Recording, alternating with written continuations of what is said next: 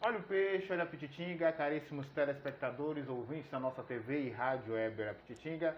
Estamos aqui no Colégio Estadual Rômulo Galvão, aqui na cidade de São Félix. Vamos conversar agora com a diretora do colégio, a professora Rosana Mota, que vai falar para a gente sobre a estrutura da rede da escola estadual para o retorno das aulas. Mas antes disso, diretora, um bom dia, boa tarde, boa noite. Bom dia, boa tarde, boa noite, tudo bom, Ivanildo? É com muita alegria que eu recebo aqui você, como sempre, né? Parceiro de comunicação, enfim, bom dia. Sobre a estrutura, sim, pergunte, você quer falar? Eu queria saber da senhora como é que está a questão da estrutura da escola, né? Sabe que o governador Rui Costa, nos últimos dias, vem anunciando o retorno das aulas, né? Dando início até em algumas unidades, alguns municípios, no dia 26 desse mês. Como é que está a estrutura da escola estadual Romulo Galvão? Então, assim, nós temos como você vê, uma estrutura enorme, a escola, né?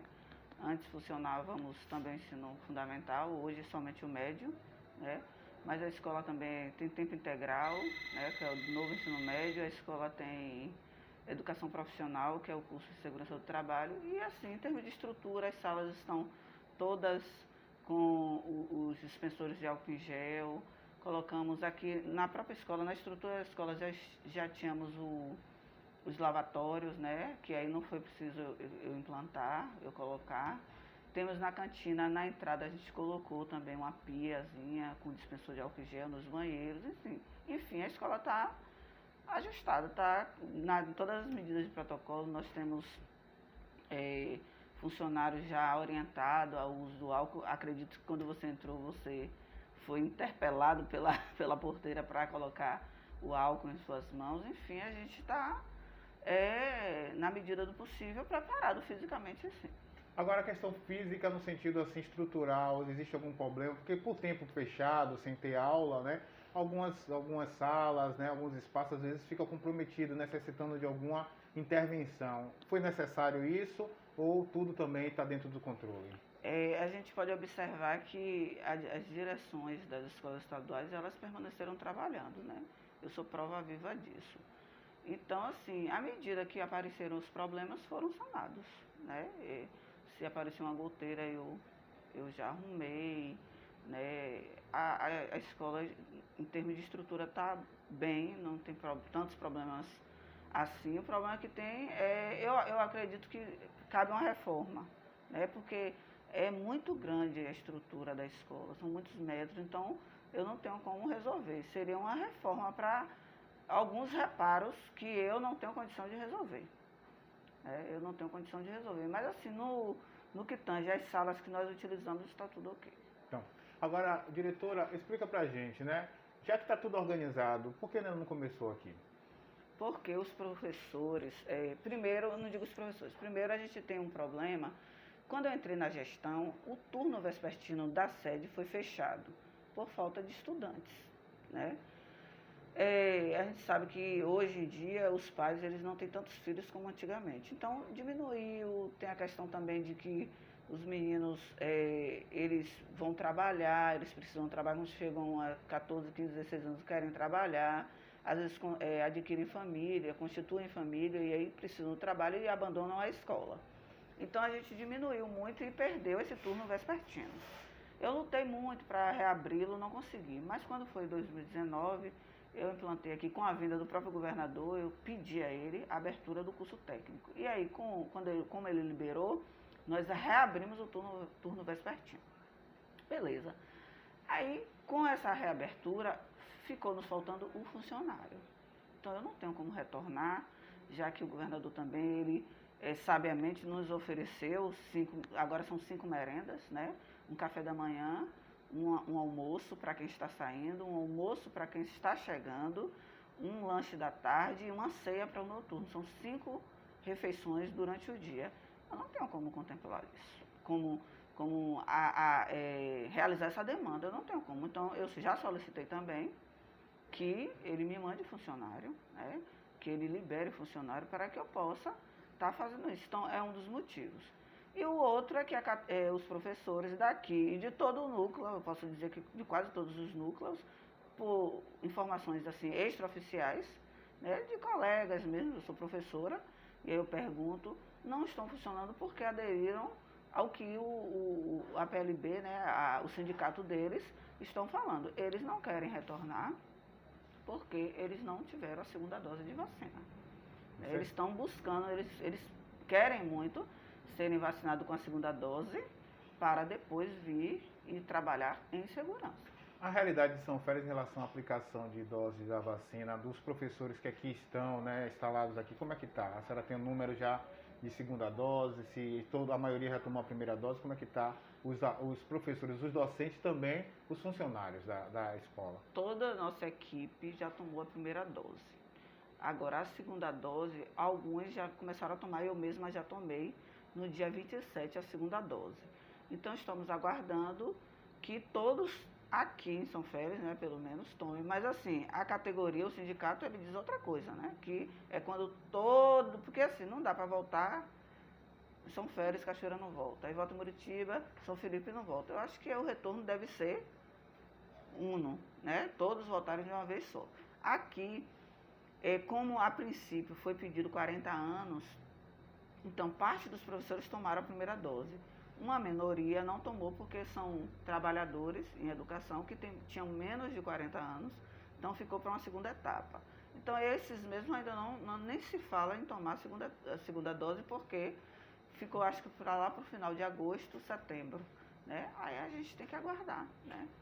Diretora, como é que está sendo o diálogo da senhora com a Secretaria Municipal de Educação? A gente sabe que tem que ter esse alinhamento, já que o município fica responsável pelo transporte. Como é que está sendo esse diálogo com a secretária e com a rede educacional municipal? É uma parceria muito boa, né? Sempre, desde eu não tenho o que reclamar. Eles sempre estão me ajudando, eu também ajudo no que eu posso. Nossa escola, por exemplo, o prédio lá de cima, o prédio 2, ele é emprestado ao município, porque o município está na construção de uma creche. E aí a gente, ao invés dele ir para um outro espaço, ter que alugar, a gente disse, não, a gente pode fazer, ceder, né? Então, assim, é uma parceria muito boa, a gente tem um diálogo muito afinado, né? E a questão do transporte não é problema. Na hora que a categoria, né, que o sindicato resolver voltar, que os professores aderirem a essa volta, eu vou sinalizar a secretária e eu tenho certeza que os ônibus vão estar rodando. Porque há essa necessidade do ônibus, nós temos um anexo lá em Outeiro Redondo e lá é 100% dos estudantes precisam dessa frota. Aqui na sede nós temos estudantes da Curva do Oeste, de Coqueiros, que também precisam desse transporte. E também eu digo que os estudantes que moram muito longe, como no 135, Varra Estrada, no período da noite, eles também necessitam do transporte, porque a gente sabe que hoje a gente está com a cidade, acho que toda a cidade é a questão do perigo, né? De assalto, essas coisas. Então, é preciso que eles utilizem o transporte. Diretora, outra situação também que é colocada é em relação à refeição. A senhora colocou que o governador exigiu, né, ou seja, vai ser dado essas 5 refeições diárias, né, assim que retornar. A senhora falou, não é que está tendo dificuldade de pessoal, mas o recurso para a compra, né? A gente sabe que sempre início de ano letivo a gente sempre tem problema com licitação. Às vezes as aulas começam, a merenda não chega por falta, né, de uma licitação, de organização na questão de licitatória. Como é que está em relação a essa questão do mantimento para que caso possa voltar na próxima segunda ou daqui a 15 dias a escola atender esse público? Essa demanda de merenda, né? É assim, como a quantidade e o valor de merenda é alto, tem que ser realmente licitado. A gente sabe que uma licitação demora um pouco. Na verdade, a nossa merenda já foi licitada antes da pandemia. O fornecedor chegou a me entregar 2 merendas, só que foi no caso fevereiro e março, né? A gente parou em março, houve esse decreto para suspensão de aula em março. E aí ele já retornou aqui e disse que não pode mais fornecer com aqueles valores. Então ele se negou a fornecer, a gente fez um documento e tal. E vou ter que abrir outro processo licitatório, você sabe que está tudo caro, né? E demora. Mas respondendo a sua pergunta, foi liberado para a gente uma compra emergencial. Então eu posso fazer a compra emergencial nesse período sem que faça a licitação, só para um mês, mais ou menos, até o processo de licitação é começar e terminar também, né? Ser contratada a empresa que ganhar, que tiver o menor preço, mas a gente sabe. Então a senhora pode usar esse recurso para comprar no supermercado, né, sem precisar fazer questão de preço. Não é isso? bem assim. A gente pode não passar pelo processo licitatório nessa primeira compra, porque demora, tem que divulgar, enfim, né, tem todo aquele processo, mas eu posso fazer cotações, né, passar em um supermercado, passar em outro, passar na mercearia e ver qual o menor preço e comprar nesse menor preço. A dificuldade que a senhora colocou em relação a funcionários na manhã de hoje, ou seja, nesses dias, tivemos a visita aí do pessoal do NTE, né, que é o núcleo responsável aqui pelos municípios que são, né, que faz parte da rede de educação. Eles visitaram que dia aqui e essa questão dessa falta de funcionário foi exposta para eles, para na tentativa de eles tentar resolver? Sim, eles vieram na segunda-feira, ontem também passaram aqui, né? Foi caminho aí, deram uma entradinha aqui, tomaram um café comigo. Enfim, sim, a resposta é sim. Eu já, independente da vinda deles, já tinha feito um ofício solicitado e eles compreenderam da necessidade, já que o turno foi reaberto. Porque com 2 turnos dá para ficar a quantidade de funcionário que a gente tem, mas com 3 turnos e com tanto com a exigência do protocolo, né, a gente precisa estar cumprindo os protocolos, então precisa realmente de mais alguns funcionários. Então eu estou aguardando a liberação, né? Já solicitei, acredito que o núcleo também já deve ter encaminhado a SEC e agora é aguardar, né?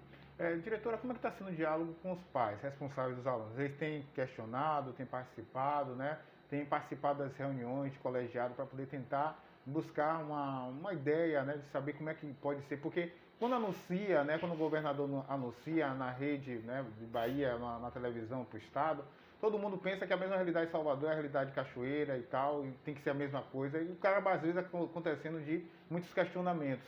Em relação a isso, como é que está o diálogo com os pais responsáveis dos alunos?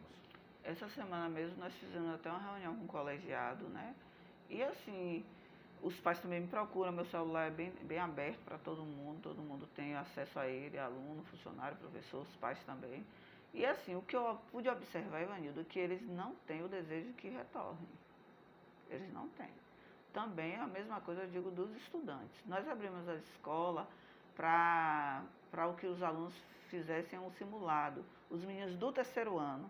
Eu falei até em uma outra entrevista que os meninos do 3º ano poderiam passar pelo Enem, pelo Enseja, né, pelo CPA, enfim. E aí, dessas possibilidades é o simulado. E aí eles estão vindo fazer a prova, e alguns já conseguiram aprovação e tal. E aí perguntei, né, e aí vocês querem retornar? O governador pediu para o retorno, isso antes do dia 26, né, ele anunciou o retorno para 26. Ah, não, professora, a gente não foi vacinado, a gente não quer, a gente tem medo de passar, de ficar doente, enfim. O que eu pude observar é que eles não têm o desejo do retorno. E os pais também. Eu mesma, particularmente, não ouvi nenhum pai me dizer assim, eu quero que retorne. Não chegou isso para mim. Eu digo da minha comunidade escolar, né? De outras comunidades, de outras pessoas, não. Mas da minha comunidade, os que falaram comigo foi assim, com medo de realmente retornar. Eu disse, olha, eu estou na escola, a escola está aberta, né? Agora, vocês quiserem vir, venham. Agora, isso aí depende muito do professor, né? Se vai vir ou não. E falei também da dificuldade, da falta de funcionário, essas coisas. E aí eles entenderam, mas aí, pelo visto, que eu pude realmente observar, eles não têm o desejo de que retorne sem a vacinação de todos. Agora, falando em relação ao funcionário, que a gente percebe que acho que para a senhora hoje é uma grande dificuldade, não há possibilidade de uma parceria com o município, pelo menos de forma emergencial, até mesmo, né, até a conclusão, até de um concurso, de uma chamada reda pelo Estado, né, para poder, pelo menos, caso comece, a senhora não ter esse problema sério e atender essa exigência que o Estado está pedindo? É bem complicado. A gente, a parceria com a prefeitura, com a Secretaria de Educação é bem tranquila mesmo, como eu falei. Inclusive, nós temos uma funcionária que é da prefeitura que já trabalha há muitos anos conosco, né? E é sempre bem tranquila, como eu falei, mas assim, é difícil, né, disponibilizar um funcionário, pagar todos os encargos, né, pagar tudo. Eu acho meio complicado. Eu acho que a tarefa aí é mesmo do Estado, né? É mesmo de o Estado liberar um reda emergencial, alguma coisa desse tipo. Eu não acredito que... Eu posso até solicitar, você me deu até uma ideia, né, de pedir, mas eu acho meio complicado para a prefeitura, a pessoa até do prefeito está liberando funcionário para a nossa rede. A Diné falou com a gente que, né, há uma possibilidade do início de setembro, né, ou meados de setembro, dar início à rede municipal, né? Essa possibilidade, né, força vocês também a terem um avanço maior, já que o Estado já está liberado em certo ponto? Sim, eu acredito que se o município iniciasse logo também, seria até uma força, um incentivo, né? Mas ele também, uma coisa impacta a outra, né? Ele também não retornou. Então, fica aquela situação. Nós sempre trabalhamos juntinhos. No dia que o município inicia, o Estado também inicia, porque eu tenho a possibilidade de adequar o horário. E aí eu adequo sempre ao do município, por causa do transporte. Né? A gente sabe que o Estado passa um valor para o município, que é o PET, mas é um valor irrisório, pequeno. E o ideal é a gente trabalhar na parceria mesmo. Então, sempre eu estou alinhada com o município. Sempre eu estou alinhada com o município. Então, às vezes o município começa as aulas em fevereiro, final de fevereiro ou início de março, eu estou sempre querendo estar atrelada à mesma data, para quando eles pararem a gente parar, para quando eles recomeçarem a gente recomeçar, por conta do transporte. Então há esse diálogo afinado mesmo entre nós, entre aqui o Estado, Rômulo Galvão, e a Prefeitura, a Secretaria de Educação. Há esse diálogo para que não fique divergente. Então eles não retornaram também. Eu soube que a secretária me falou assim numa conversa informal, né? Não foi nada formal não, que vai retornar com a segunda dose também para os professores. Os professores não, os trabalhadores em educação. Então eu acho que é muito justo. É muito justo essa situação de o professor retornar quando estiver realmente imunizado.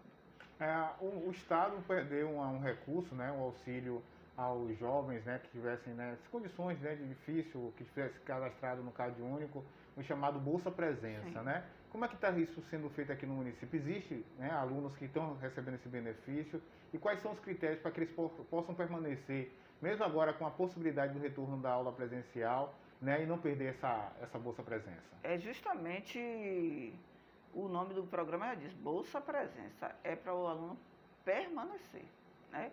Ele precisa permanecer. Então aqui funciona, temos vários, na verdade o valor não vem para o aluno, vem no nome da mãe, do responsável, da mãe ou do pai, geralmente da mãe. Vem no nome, em sua maioria, da mãe. Um aluno ou outro que já é pai de família, tal, que já mora sozinho, aí também vem no nome dele. Um aluno ou outro, mas a maioria vem no nome do responsável. Acontece sim, temos vários, eu não sei exatamente agora dizer aqui agora quantos estudantes, mas muitos estudantes. E o que é preciso? O Bolsa Alimentação, o cartão alimentação, que o governador também disponibilizou, é para todos os estudantes. Hoje, Ivanildo, se você se matricular aqui na rede estadual, daqui um mês e meio, vai chegar seu cartãozinho com valor de R$55, né? Mas esse Bolsa Permanência não são para todos os estudantes. Primeiro, é para a família. Então, se o pai o responsável tem 3, 4, 5 alunos, ele só vai receber um cartão, um valor, né, que é de R$150. Já começa a diferenciar do alimentação que os 5 receberiam, né?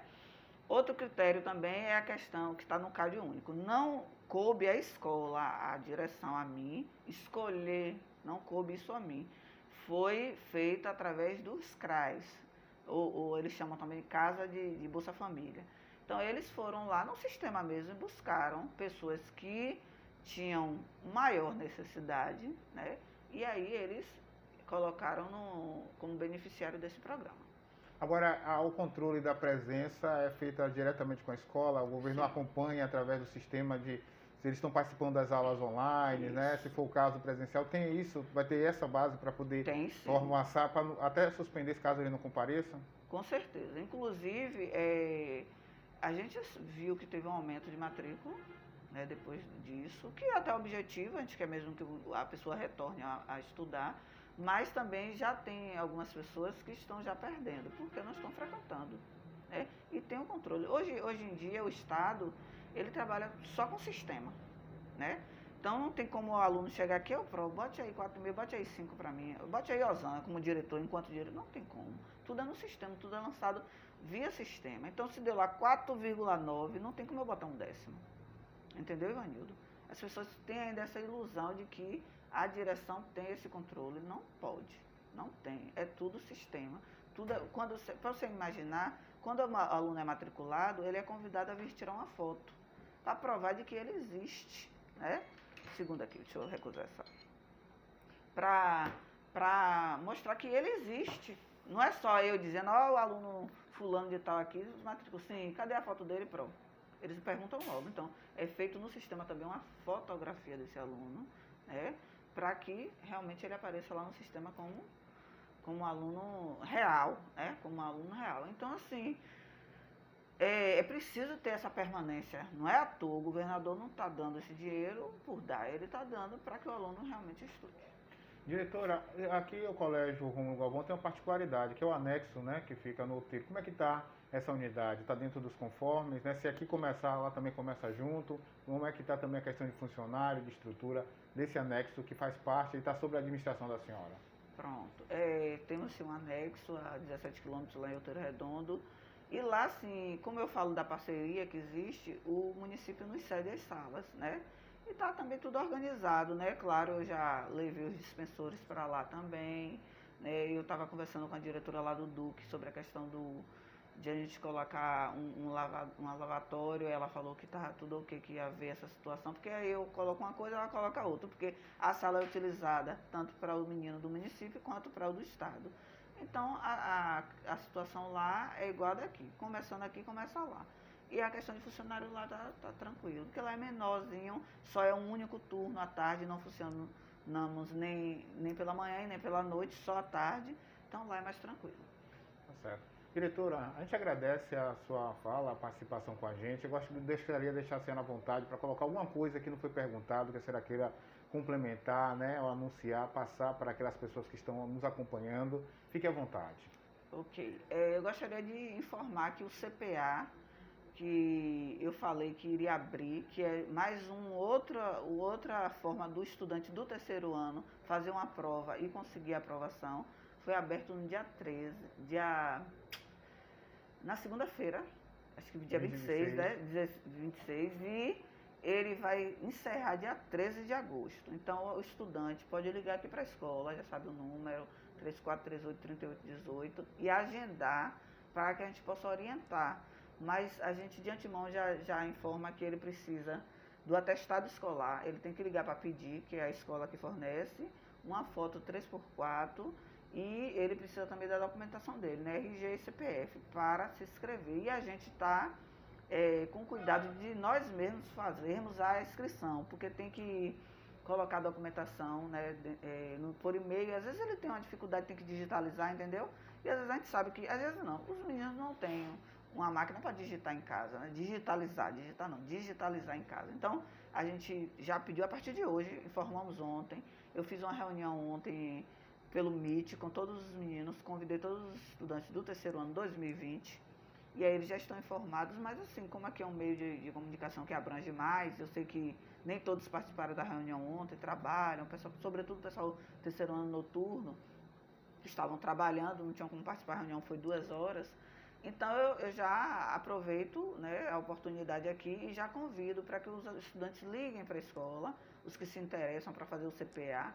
Ele acontecerá em Santo Amaro e em Santo Antônio de Jesus. São essas 2 cidades, que já faz há muitos anos, né? O estudante tem que ser maior de 18 anos.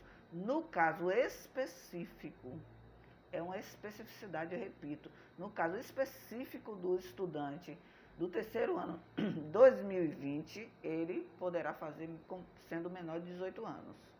Mas também só quem vai fazer CPA é esse estudante que não conseguiu aprovação por causa da pandemia em 2020, né? Para que eu falo isso, para que o terceiro ano de 2021 não pense que vai fazer, não pode, né? Mas esse menino de 2020, ele pode já ligar para a escola e se interessar, que é uma oportunidade. Ele pode não ter feito o Enem, ele pode não ter se inscrevido no Enseja, ele pode não estar fazendo os simulados, que os simulados estão bem assim difíceis em relação ao Enem. Eles parecem com a prova do Enem, aliás, são questões do Enem. Então a gente sabe que não é fácil, né? E aí alguns não estão conseguindo lograr o êxito. Então o CPA vai ser a oportunidade, é a última oportunidade que o governo está dando, né? A Secretaria do Estado está dando para que o aluno consiga concluir o ensino médio. Então venham fazer a inscrição, eu peço. E no mais eu agradeço, Ivanildo, a oportunidade, né? Agradeço sua boa vontade, né, de vir nos perguntar sobre como anda a escola, como é que está. No mais, muito obrigada. Tá aí, amigos ouvintes, conversando com a diretora do Colégio Estadual Rômulo Galvão, aqui na cidade de São Félix, nossa querida Alzana Mota, que falou com a gente com toda a exclusividade para a nossa TV e Rádio Web, que falou com o oferecimento da Santa Casa de Misericórdia São Félix, o Porto Seguro do Recôncavo, Ivanildo Paulo para o programa Arapititinga.